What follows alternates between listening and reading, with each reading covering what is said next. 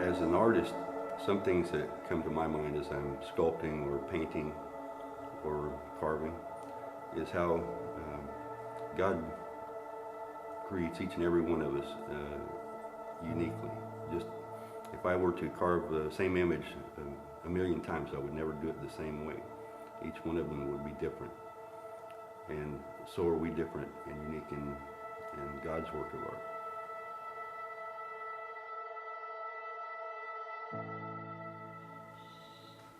A few years back, I was diagnosed with depression and PTSD, and it caused a lot of anger and some other issues that really caused some problems in my marriage.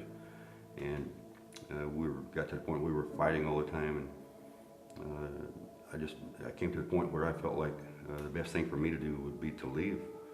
And so I left, and I went to Kentucky. I moved back to where I grew up. I started going to church with some friends, and different people invited me to different churches, and I always went, but I didn't have a Bible, so I bought one. And I got home, and I sat down, and before I read the Bible, I said a prayer, and I asked that God give me the Holy Spirit to guide me as I opened the Bible, to guide me to a message that was just for me. And I opened the Bible up, and opened up exactly to Jeremiah chapter 18.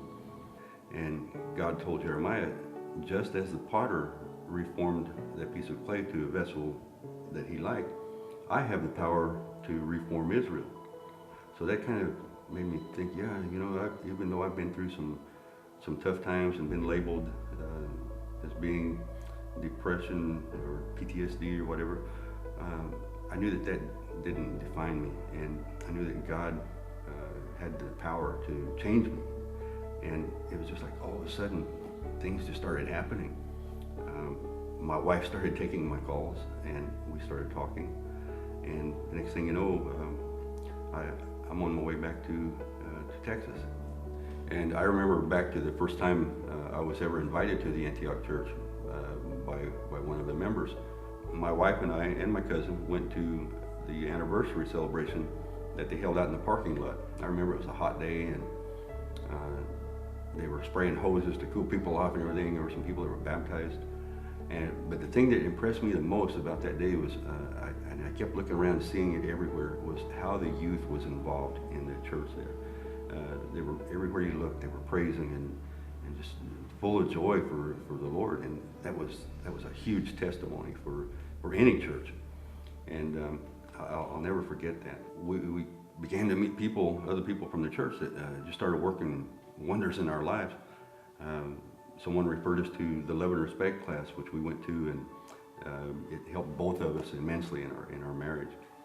This is a picture I drew of my beautiful wife. I drew this picture right after I met her. It was before we got married, and I call it Dulce Mujercita. It means sweet little woman. She is Hispanic, and her English is a lot better than she thinks it is, but she doesn't understand everything.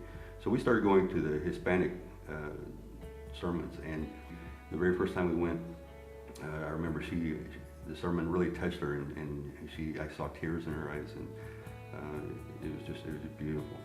And while we were there, I started looking around, and I noticed that half of the seats there were empty, and I thought, man, maybe this is my mission. It was just like a calling came to me that since I speak Spanish, perhaps it should be my mission to try to help fill those seats.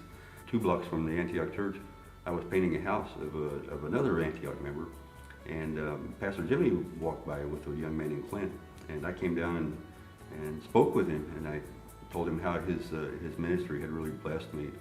The people that I met there through the church, every time I met those members, I saw that glow in their eyes, and how that really touched me and drew me to them. And at that time, the young man Clint, he stepped forward and he says, "You know what?" He says, "You have that glow in your eyes also." And that just really, that really blessed me. And I get a smile on my face every time I think of that day. It was wonderful.